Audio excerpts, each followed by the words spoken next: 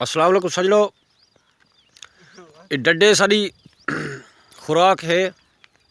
खुराक दे लभण वास्ते 1.5 गिनसो जवान शायद अस्तंजे करन दे फौरन बाद लोटा बिल्कुल हूँ 8 चा रखे सी ते हुण उन्हें वला हुण डड्डियां दे पक्के बूटे दे सिर ते सही वंज बनदा पाए।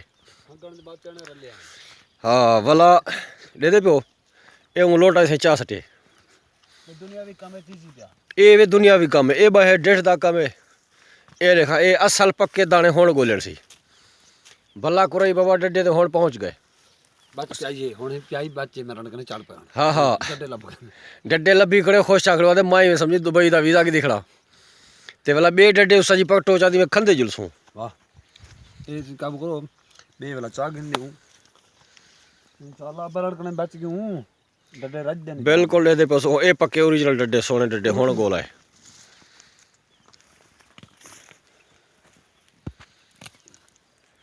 वाह वाह वाह वाह